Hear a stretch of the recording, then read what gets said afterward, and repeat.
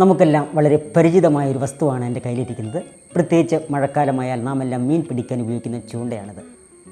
ഇത് കണ്ടപ്പോൾ വളരെ കൗതുകം തോന്നി. പ്രത്യേകിച്ച് ഇന്നത്തെ യുവതലമുറ നശിപ്പിക്കുന്ന ലഹരിയുടെ പ്രതീകമായി ഞാൻ ഇതിനെ ചിത്രീകരിക്കുകയാണ്. ഈ ചൂണ്ടയ്ക്ക് ലഹരിയുമായി ചില സാമ്യങ്ങളുണ്ട്. എന്താണെന്നല്ലേ?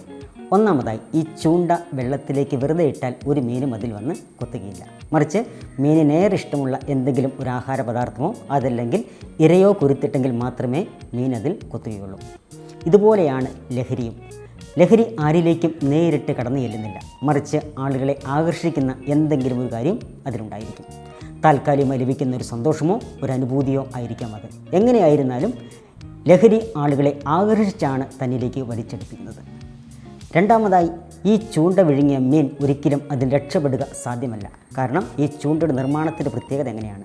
2 മുൾക്കൊളുത്തുകൾ ഇതിലുണ്ട്. ഒരു തവണ മീൻ വിഴുങ്ങിയാൽ അതിന് തിരിച്ചു വരുമ്പോഴും അതിൽ കുരുങ്ങാൻ സാധ്യതയുണ്ട്.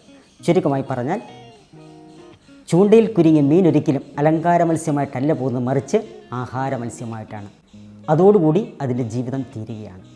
ലഹരിയുടെ കാര്യത്തിലും അതുപോലെയാണ്. പ്രത്യേകിച്ച് ഇക്കാലഘട്ടത്തിലെ പല രാസലഹരികളും ഒരു തവണ ഉപയോഗിച്ചാൽ അതിൽ നിന്ന് മടങ്ങിവരവ് വളരെ പ്രയാസകരമാണ്.